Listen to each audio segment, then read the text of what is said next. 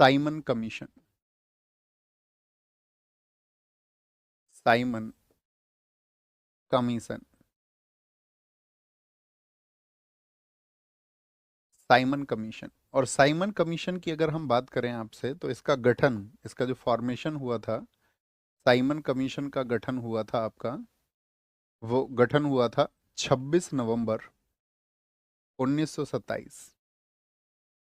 26 नवंबर 1927। और इसका जो अध्यक्ष था वो था जॉन साइमन। कौन था chairman? John Simon. John Simon. अगर बात करें साइमन कमीशन में सदस्यों की संख्या कितनी थी, मेंबर्स कितने थे, तो इसमें मेंबर्स थे आपका 7। और वो सातों के सातों क्या थे? सभी अंग्रेज थे। सभी क्या थे? अंग्रेज थे। यानी किसी भी भारतीय को इसमें शामिल नहीं किया गया। तो ये तो साइमन कमीशन का फिर गठन क्यों किया गया था, पहले तो इस बिंदु को समझना होगा कि साइमन कमीशन के गठन करने का उद्देश्य क्या था, क्यों इसको गठित किया जा रहा था। तो इसका उद्देश्य था भारतीय संवैधानिक सुधार। उद्देश्य, ऑब्जेक्टिव। क्या ऑब्जेक्टिव था? ऑब्जेक्टिव था आपका भारतीय संवैधानिक सुधार। आप कहोगे इस समय तक तो संविधान आया नहीं था, तो आप कहोगे नहीं, बहुत सारे एक्ट तो आ चुके थे ना, इंडियन रिफॉर्म्स। तो इस सब की आवश्यकता क्या थी? आप सबको पता होगा, अगर मैं पूछूं आपसे, मॉन्टेग्यू चेम्सफोर्ड अधिनियम किस वर्ष में आया था? बताइए जरा फटाफट से। तो आप कहेंगे मॉन्टेग्यू चेम्सफोर्ड अधिनियम आया था आपका किस वर्ष में? 1919 में। और आपको हम इस बात पर प्रकाश डाल चुके हैं, और हम पॉलिटी में भी पढ़ा चुके थे कि भारतीय उससे असंतुष्ट थे। और उसी मॉन्टेग्यू चेम्सफोर्ड अधिनियम में ये बात की गई थी कि 10 वर्ष के बाद में एक आपका आयोग का गठन होगा। कितने वर्ष के बाद में? 10 वर्ष के बाद में। और जिसकी बात थी कि आपका, क्योंकि मॉन्टेग्यू चेम्सफोर्ड की रिपोर्ट लागू हुई थी 1921 में, तो उसके 10 वर्ष बाद यानी कि 1931 में उस कमीशन का गठन किया जाना था, जिसको हम साइमन कमीशन कह रहे हैं। लेकिन आप देख रहे हैं कि 4 वर्ष पहले ही, क्योंकि भारत में रिवॉल्यूशनरी मूवमेंट बहुत ज़्यादा बढ़ गए, और उधर ब्रिटेन में क्या है, चुनाव होकर उनकी सरकार बदलने वाली थी, पूरे पूरे चांस थे। तो ये कोशिश की गई कि भाई इसको पहले ही भेज दिया जाए, क्योंकि इसका पहले से प्रावधान था कि ये मॉन्टेग्यू चेम्सफोर्ड सुधारों की जांच करने के लिए आएगा, कि भाई उसकी क्या विसंगतियां हैं, क्या कमियां हैं जो दूर किए जाने योग्य हैं। तो किस लिए आया था, ये भी बात याद रख लेना। मॉन्टेग्यू चेम्सफोर्ड जो सुधार लागू किए गए थे, चेम्सफोर्ड आपको पता है भारत में एक वायसराय था, और मॉन्टेग्यू भारत सचिव था। चेम्सफोर्ड सुधारों के अध्ययन हेतु, सुधारों के अध्ययन हेतु, कि भाई जाकर के इनका अध्ययन करो। लेकिन भारतीय क्या थे इसमें असंतुष्ट थे, क्योंकि इसमें क्या आपका क्या हुआ था, प्रांतों में द्वैध शासन लागू कर दिया गया था, और भारतीय को शुरुआती दौर में पता ही नहीं था। धीरे धीरे फिर विरोध होना शुरू हुआ। तो यहाँ पर सबसे महत्वपूर्ण बात क्या है नोट करने की, कि भारतीय संवैधानिक सुधारों को लागू करने के लिए जब इन्होंने प्रयास किया, तो इसके लिए साइमन कमीशन का भारत आगमन। लिखिए, क्या बोलोगे? भारत आगमन कब हुआ था साइमन कमीशन का? Arrival in India. Arrival in India वो हुआ आपका 3 फरवरी, 3 फरवरी 1928 को। और कहाँ पर ये अराइवल हुआ था? बम्बई में। अब जब इसमें कोई, आप देख पा रहे हैं कि सभी के सभी अंग्रेज हैं। अब ऐसा नहीं था कि ब्रिटिश संसद में उस समय भारतीय नहीं थे। 2 भारतीय व्यक्ति उस समय ब्रिटिश संसद में, हाउस ऑफ कॉमन्स में एक, और हाउस ऑफ लॉर्ड्स में भी एक व्यक्ति भारतीय शामिल था। तो क्या इनको, किसी भारतीयों को, आप समझिए, अगर इस देश की व्यवस्था के बारे में कोई अध्ययन करने आ रहा है, यहाँ के सुधारों के बारे में कोई अध्ययन करने आ रहा है, तो यहाँ के व्यक्ति जिसको यहाँ के सारे परिवेश की जानकारी हो, यहाँ के राजनीतिक माहौल, यहाँ की जनता की समस्याओं को जो समझता हो, तो उस तरह के किसी एक भारतीय का शामिल होना जरूरी था या नहीं? एटलीस्ट एक का। आप कहेंगे नहीं, सही मायना तो ये है कि अध्यक्ष बेशक से अपना बना लेता, लेकिन उसमें अधिकतर भारतीय होने चाहिए थे, वही तो भारतीयों की समस्याओं को उजागर कर पाते। हाँ या ना? आप क्या कहते हैं इस बारे में? तो इसीलिए इसका बहुत विद्रोह हुआ कि इसमें तो सारे के सारे अंग्रेज हैं, और इसीलिए इसको नाम दिया गया व्हाइट मैन कमीशन। ये तो गोरों का कमीशन है, ये क्या सुधार करेंगे? खाना पूर्ति कर रहे हैं बस। White man commission. तो इसका विरोध इसीलिए हुआ क्योंकि इसमें भारतीय नहीं थे, ये आपको पता रखना है। तो ये जैसे ही भारत में आया, तो यहाँ पर इसका क्या हुआ, साइमन गो बैक के नारे लगे। Simon go back, Simon go back के नारे लगे, साइमन गो बैक के नारे लगे। Slogans of Simon go back, slogans of Simon raised. Bombay से, और भारत में ऐसा नहीं कि सिर्फ बंबई में, सभी जगह पर विद्रोह हुआ। और वो विद्रोह कहाँ कहाँ पर पूछा जाता है। साइमन कमीशन का विद्रोह का नेतृत्व किसने किया? कलकत्ता में किसने विद्रोह किया था?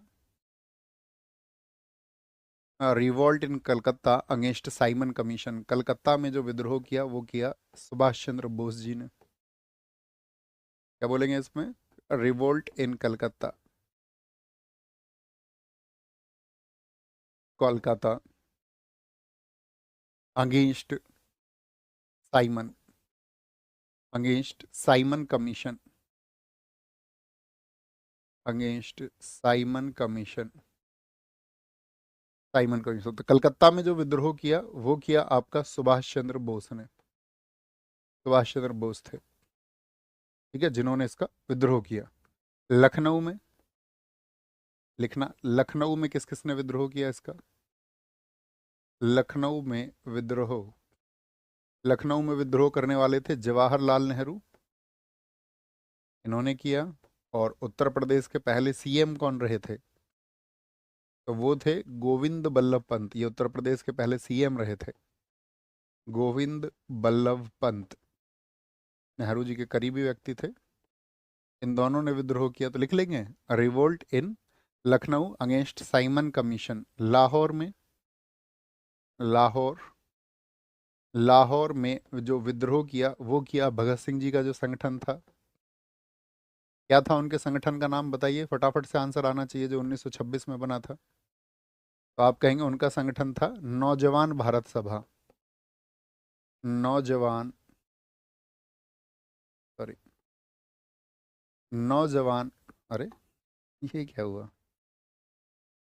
सॉरी सॉरी सॉरी, नौजवान भारत सभा ने मैं आपको, तो भगत सिंह जी का संगठन था नौजवान भारत सभा, जो कि 1926 में बना था। और इनके साथ में ही कौन विद्रोह कर रहे थे? लाला लाजपत राय। लाला लाजपत राय जी को हम किस नाम से जानते हैं? लाला लाजपत राय जी को अन्य नाम कौन सा है उनका? पंजाब केसरी, पंजाब केसरी। और ये घटना हम आपको बता चुके हैं कि पंजाब केसरी आपका विद्रोह कर रहे थे, तो वहां पर कौन पुलिस अधिकारी था? स्कॉट, जो वहां का सुपरिटेंडेंट ऑफ पुलिस था। और असिस्टेंट सुपरिटेंडेंट ऑफ पुलिस था आपका, उसका नाम था सैंडर्स। तो उन्होंने खूब लाठियां वहां पर प्रहार की इनके सिर पर, और जिसकी वजह से 17 नवंबर 1928 को लाला लाजपत राय जी की डेथ हो गई। उनकी मृत्यु का बदला किस डेट को लिया गया था? ये मेरा प्रश्न आपसे है, ये हम आपको बता चुके हैं। तो लाहौर में इन्होंने विद्रोह किया। अच्छा, मुस्लिम लीग की क्या स्थिति थी? क्या मुस्लिम लीग ने भी विद्रोह किया था? मुस्लिम लीग, मुस्लिम लीग में दो धड़े हो गए। जैसे मुस्लिम लीग में आपका मोहम्मद अली जिन्ना थे, तो इन्होंने विद्रोह किया कि भाई भारतीय होना चाहिए था इसमें कोई। मोहम्मद अली जिन्ना, इन्होंने क्या किया था? इन्होंने विद्रोह किया था, रिवोल्ट भाई मोहम्मद अली जिन्ना। और यहीं पर एक नेता थे मोहम्मद सफ़ी, यानी दो धड़ों में बट गया। और मोहम्मद सफ़ी ने क्या कर दिया था? समर्थन कर दिया था, समर्थन, यानी इन्होंने सपोर्ट किया। किसको सपोर्ट किया? सपोर्ट, समर्थन किया इन्होंने साइमन को, साइमन को। और एक व्यक्ति आते हैं शिव स्वामी अय्यर, शिव स्वामी अय्यर उस समय की राजनीति से जुड़े हुए थे। इनका एक बड़ा अच्छा स्टेटमेंट है जो बहुत परीक्षाओं में पूछा जाता है, कि साइमन की रिपोर्ट को कूड़े के ढेर में फेंक देना चाहिए। तो ये उस समय का विद्रोह है जिसको आप देख पा रहे हैं। साइमन की रिपोर्ट को कूड़ेदान में या कूड़े के ढेर में, कूड़ेदान में फेंक देना चाहिए, फेंक देना चाहिए। Simon's report should be throw in dustbin. Simon's और रिपोर्ट, लेकिन फिर भी क्या हुआ?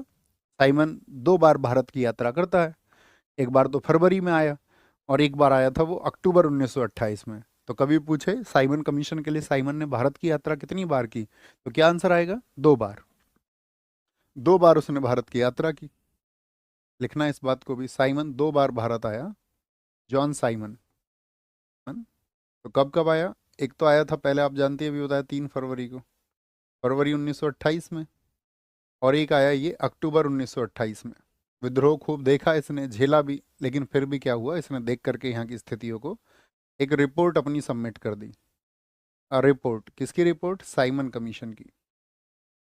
साइमन कमीशन, तो बहुत इंपॉर्टेंट क्वेश्चन बनता है कि साइमन कमीशन की रिपोर्ट कब पेश हुई थी। तो ये साइमन कमीशन की रिपोर्ट पेश हुई थी 27 मई 1930 को।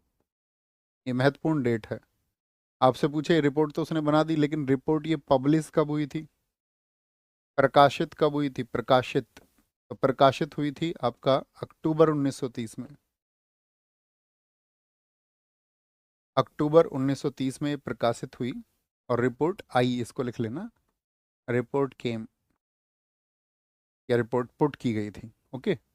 तो जब साइमन कमीशन यहाँ पर आया, उसने अध्ययन किया मॉन्टेग्यू चेम्सफोर्ड सुधारों को, क्या सुधार हुआ है उनसे, तो उसने अपनी रिपोर्ट में कौन सी बातें की थी, ये बहुत महत्वपूर्ण बात है। जैसे कई बार एग्जाम में क्वेश्चन बन जाएगा, कुछ महत्वपूर्ण बातें आपको हमेशा ध्यान रखनी है। जैसे उसने अपनी रिपोर्ट में जो बात की थी, उनमें से सबसे महत्वपूर्ण बात थी कि उसने कहा भारत में कैसा शासन हो। उसने कहा था भारत में संघीय शासन होना चाहिए, should be A federal rule in India, Bharat में संघीय शासन हो, should be A federal rule in India. दूसरी बात उसने की, बर्मा जो है उसको भारत से अलग किया जाए। मुझे बताइए, बर्मा को फिर भारत से अलग किस एक्ट से किया गया था? ये मैंने पॉलिटी में आपको पढ़ाया था, बर्मा भारत से अलग हो, याद है ना। फिर बाद में 1935 के अधिनियम से, 1935 का जो एक्ट था, गवर्नमेंट ऑफ इंडिया एक्ट, उसे 1937 में अलग किया गया था उसको, है ना। तो बर्मा भारत से अलग हो, ये इसी साइमन कमीशन में कहा गया। और आपका जो सिंध था, सिंध क्षेत्र, वो बम्बई से अलग हो, Sindh should be separate from Bombay, Burma separated from India, ये बातें की गई। सिंध किससे अलग हो? बम्बई से अलग हो, बम्बई से अलग हो। मतदान को बढ़ाने की बात की यहाँ पर, मतदान, जैसे कि हम बात करें, आप जानते हो पहले बहुत कम लोगों को वोट का अधिकार था, तो इसमें किया गया मतदान को, 3% लोगों को उस समय अधिकार था, तो उसको बढ़ा करके 10% करने जा रहे थे। 10% तक ले जाएं इसको, मतदान 3% से बढ़ाकर, यानी voting percentage increase from 3% to 10%। Okay. लेकिन सबसे अंतिम बिंदु को देखना और इसको मार्क करना, सांप्रदायिक निर्वाचन जारी रहे। सांप्रदायिक निर्वाचन यानी जो कम्युनल इलेक्शंस हैं वो कंटिन्यू रहने चाहिए। सांप्रदायिक निर्वाचन जारी रहे, लिखिए कम्युनल इलेक्शन शुड कंटिन्यू, ये उस रिपोर्ट में कहा गया। अच्छा, हम आपसे पूछें कि आपका जो कम्युनल इलेक्टोरेट की बात थी, जो एक पृथक निर्वाचन की बात थी, वो किस एक्ट में की गई थी, ये मेरा आपसे प्रश्न रहेगा। बहुत बढ़िया शिवम यादव जी, वेरी गुड। बोलेंगे इमोजी, एकदम सही आंसर है आदर्श भाई, बहुत अच्छे। ठीक है, क्या बात बोलेंगे, इसकी डिमांड तो उठ ही रही थी। ठीक है, ये चीजें, तो ये इसकी रिपोर्ट आई। आप जानती हैं अंग्रेजों की तो नीति थी भारत को बांटने की, सेपरेट करने की, 1909 में भैया, मॉरले मिंटो सुधार में, बहुत कमाल। तो ये जर्नल में कुछ रिपोर्ट थी, जिन रिपोर्टों का क्या बोलेंगे कि एक तो विरोध हुआ भारतीयों का कारण, और इसमें बहुत सारे बिंदुओं पर भारतीय जो है वो खुश नहीं थे। तो विद्रोह तो किया गया था इस साइमन रिपोर्ट का, खूब विद्रोह किया गया। और जब इसका विद्रोह हुआ तो फिर क्या बोला, तो बर्किन हेड ने, मैंने कहा, भारतीयों को चुनौती दी। एक व्यक्ति का नाम लिख लेना, बर्किन हेड। इस समय पर जो भारत सचिव था वो कौन था?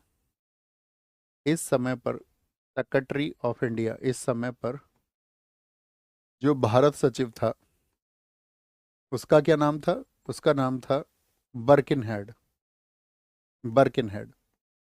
और बर्किन हेड क्या कह देता है, इसने बोला भारतीयों को चुनौती दे दी, चैलेंज कर दिया, भारतीयों को चुनौती दी, भारतीयों को चुनौती। और ये चुनौती देकर के क्या कहता है कि भारतीय सर्वसम्मति से अपना संविधान नहीं बना सकते हैं। चुनौती क्या दे दी? सर्वसम्मति से, सर्वसम्मति से भारतीय अपना संविधान नहीं बना सकते, भारतीय अपना, भारतीय अपना संविधान, संविधान नहीं बना सकते, बना सकते, सिर्फ